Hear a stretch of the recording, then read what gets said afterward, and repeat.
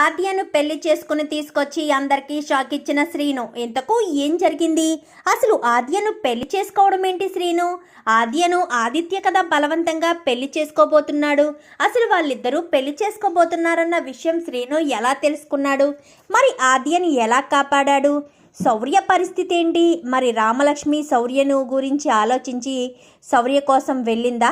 అసలేం జరిగిందనేది వీడియోలో చూసి తెలుసుకునేద్దాం. పడమటి సంధ్యారాగం అప్కమింగ్ ఎపిసోడ్స్లో ఏం జరగబోతుందో ముందుగా తెలుసుకోవాలి అనుకుంటే వీడియోని లైక్ చేయండి, ఛానల్ని సబ్స్క్రైబ్ చేసుకోండి, పక్కనే ఉన్న బెల్ సింబల్లో ఆల్ పై క్లిక్ చేయండి. ఎలా చేయడం వల్ల అందరికంటే ముందుగా చూడవచ్చు. మొత్తం మీరు చూసుకున్నట్లయితే ఇంకా ఆద్యను బలవంతంగా ఆదిత్య తీసుకువెళ్ళిపోయి ఈరోజు నీకు నాకు పెళ్ళి, నిన్ను ఎవరొచ్చి కాపాడతారో అది చూస్తానంటూ ఇంకా ఆదిత్య తండ్రి ఇద్దరు కూడా ఆద్యకు వార్నింగ్ ఇవ్వడంతో ఇంకా ఆద్య ఏం చేయలేని పరిస్థితి. ఇంకా వీళ్ళిద్దరి పెళ్ళి చెడగొట్టాలని శతవిధాల ప్రయత్నం చేస్తున్న వెంకట్రావుకి బిట్టు సహాయం కూడా తోడవడంతో ఏదొకటి చెయ్యాలి, ఈ పెళ్ళి జరగకుండా ఆపాలరా బిట్టు అని చెప్పాను. కానీ సరే మామయ్య, నువ్వేదొకటి చెయ్యి, నేను ఏదొకటి చేస్తాను, ఖచ్చితంగా వీళ్ళ పెళ్ళి ఆపుతాను అంటూ ఇంక ఇద్దరు మాట్లాడుకుంటూ ఉండగా బట్టలు మార్చుకోమని గదిలోకి అయితే పంపిస్తారు. అప్పుడే ఆది అయితే తన దగ్గర అంటే తనకి బట్టలు మారుస్తున్న వాళ్ళ దగ్గర నుంచి అయితే ఫోన్ తీసుకుని వెంటనే సీను ఫోన్ నెంబర్కి చేస్తాడు.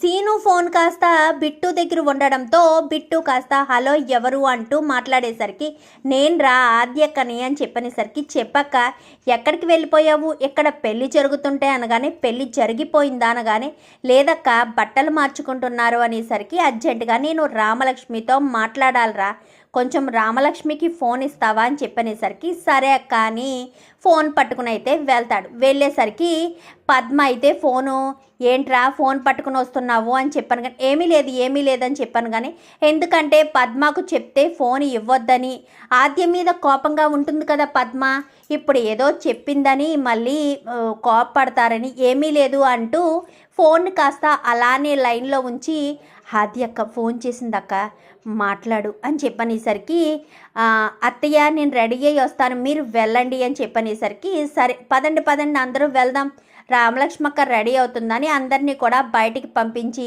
చెప్పాద్య ఎక్కడున్నావు ఏమైపోయావు అని చెప్పాను. కానీ చూడు రామా, నాకు ఎక్కువ సమయం లేదు, నన్ను ఆదిత్య బలవంతంగా పెళ్లి చేసుకోబోతున్నాడు, శౌర్య సారికి ఏ పాపం తెలియదు, ఇదంతా కూడా ఆ అస్మిత ఆడిన నాటకం, శౌర్య సారు అస్మితను పెళ్లి చేసుకోవడం లేదు, తన నోటి వెంట నిజాలు బయట పెట్టడం కోసమే పెళ్లి చేసుకున్నట్టు నాటకం ఆడారు. కానీ శౌర్య సార్ని ఈ ఆదిత్య వాళ్ళు పొడి చేశారు.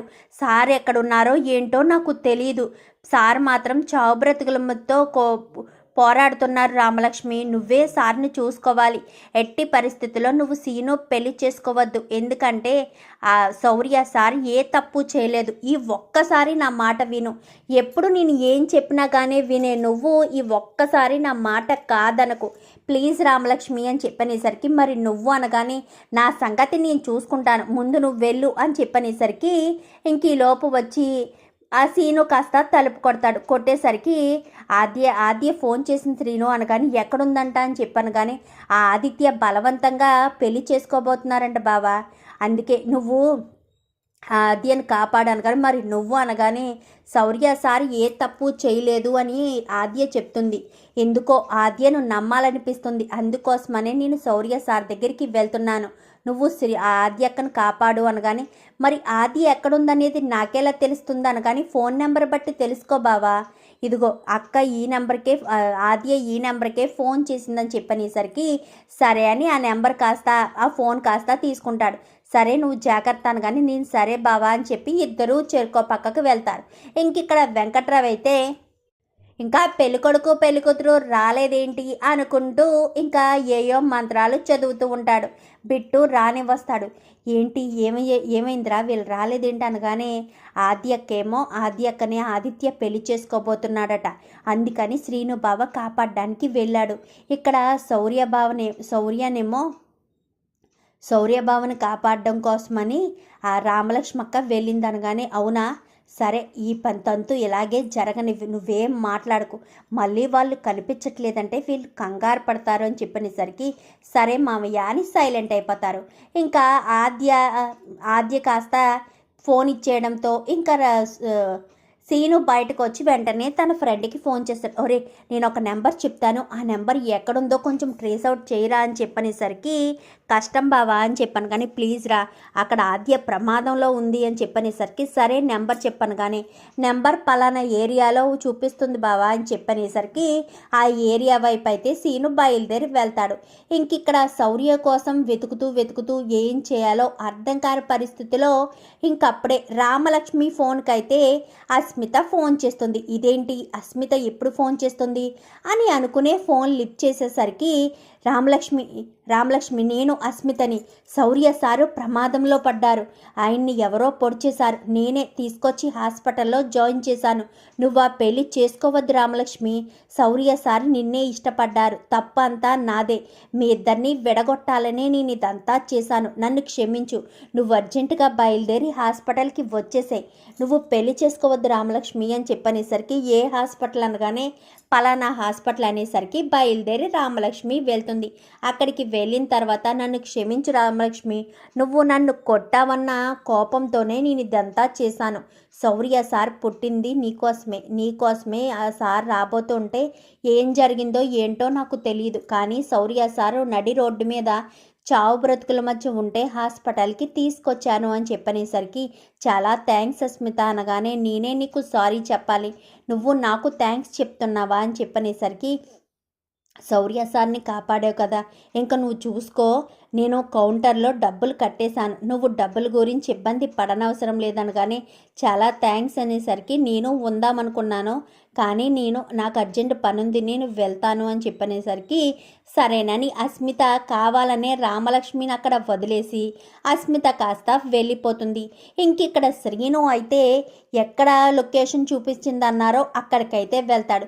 వెళ్ళేసరికి పూజారుల వేషంలో రౌడీలు అయితే అందరూ కూడా సీన్ని అడ్డుకుంటారు.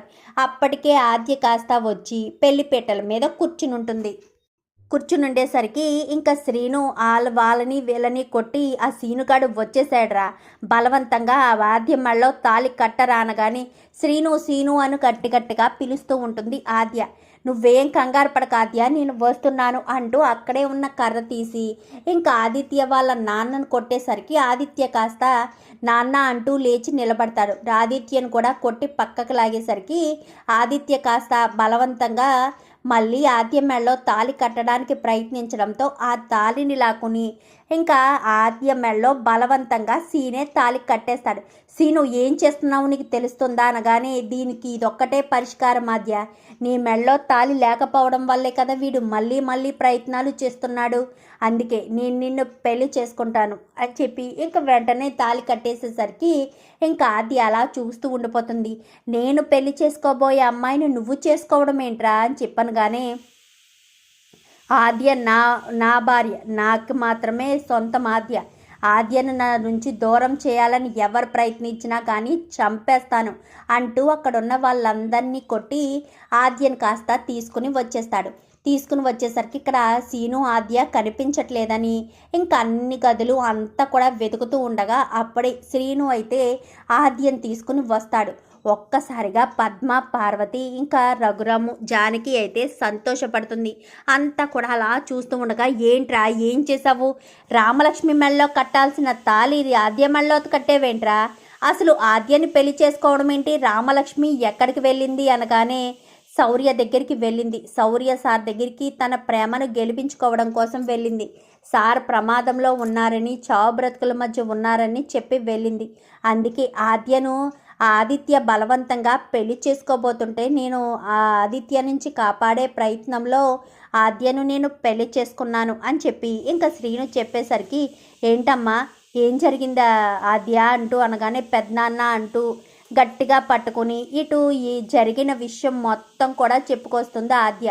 ఇంత జరిగిందా, ఇప్పుడు శౌర్య సార్ పరిస్థితి ఏంటి అని చెప్పనగానే తెలీదు, ఆ రామలక్ష్మి వెళ్ళినట్టుంది పెద్దనాన్న, ఒక్కసారి రామలక్ష్మికి ఫోన్ చేస్తే తెలుస్తుందని రామలక్ష్మికి ఫోన్ చేసేసరికి నేను ఇక్కడే ఉన్నాను ఆద్య, సార్ మాత్రం కళ్ళు తెరవలేదనగానే అందరు కూడా బయలుదేరి హాస్పిటల్కి వెళ్తారు.